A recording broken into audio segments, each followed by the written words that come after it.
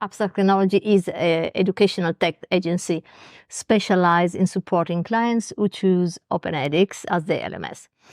Clients mostly, when they come to us, they have a big idea, and the big idea is complex. They cannot write it down. They don't need to write it down. They have to explain it. So we need always to chunk, let's say, pieces, and find always the minimum viable product. So we begin with the design thinking model to ensure a deep understanding of the client's goals, the expectation, the objective that they have.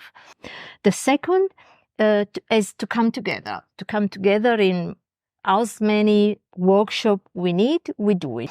And in this workshop, we ask really to redefine in a different way the needs, okay? And we design this different way, this approach together with the client. The last part of this collecting all the requirement is to create a good team. So, but which software engineering processes do you use? Are you working with Scrum? Are you working with Kanban? Other models, other frameworks? We, in Abstract, we choose the Agile methodology, as I mentioned before, chunk, small pieces, simplify everything. And we combine these with Kanban. So Kanban is for us the natural fit for our software process engineering, because it prompts, let's say, flexibility, continuous improvement, and clear visibility on what we are doing. I'm a big fan of Kanban. Yeah. I mean, we've been working with, in my former company, for example, with Scrum as well, with Kanban, with different, a couple of different approaches. In the end, we mostly came back to Kanban. Okay, there is no such thing as doing something like Scrum. Either you do Scrum or you don't Scrum. And Kanban is really more flexible. It's a really very unobtrusive way to handle that. I have to say that I agree with your point of view about Scrum. I like Scrum as well. The point why we cannot do that is because we have different clients every day that we have to support. So we have to analyze the priority every morning and change some team's member from one project to the other project. This is very difficult to do in Scrum because you have a clear weekly or 2 weekly process. You can never take out someone from there. So that's also the main reason why Scrum, it doesn't fit for us. It's good, but it doesn't fit for us. Yeah, I think it's really a question of the team. It's a question of the tasks that you have to work on. Exactly. Question of the whole direction of the company you have. It's a difference if you're just working on one project and then building that from start to the end and then start a new project, or if you're working with different customers. When you have a big project and only one client, probably you go with Scrum, and it's much better because all the team follow the rules of the Scrum, and this is ideally where Scrum comes from. Basically, in our company, this is not working because of all this flexibility.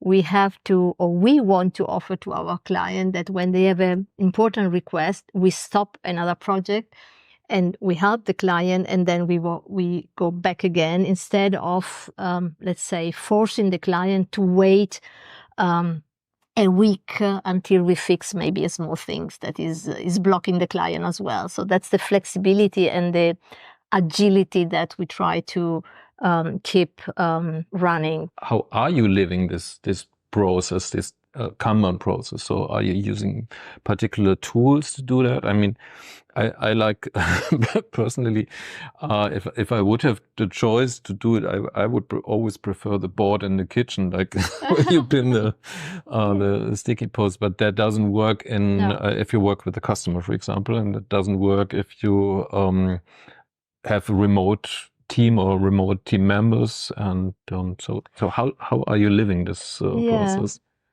Well, I think that one important thing, you do things with person. You do things with teams member. So the person behind of any process is pretty important how you run a company, how you do project for your client. So also for a Kanban, you need a project manager that is able to guide everybody, to guide the client, to guide the requirement, and to guide the team, and to keep order, as I say. It should be, I have to find everything anytime. You already mentioned you're working with remote, or your team is basically, or you have a lot of remote workforce, people working from different places. How do you organize that? How does that work for you? I would say this is a really difficult question. Probably the most difficult one. So, how we organize the team? Basically, communication, speaking with your team is extremely important. We are a Berlin based company. We have an office in Berlin, of course. We offer some of our employees to come in the office, to stay in the office. But basically, because our developer, most of them are not living in Germany, but outside Germany, we can say we are a remote company. So being a remote company, it's need, again, a clear organization. So we have flexibility, for example, in the time how each member can work, but we also have a hard liner way to say between 10 and 5 you have to be reachable, because this is the time where we need the communication between us for our client, not for us, but for our client. We have to be there in that time. So we organize the team in a way that every morning we have a very, very fast stand-up.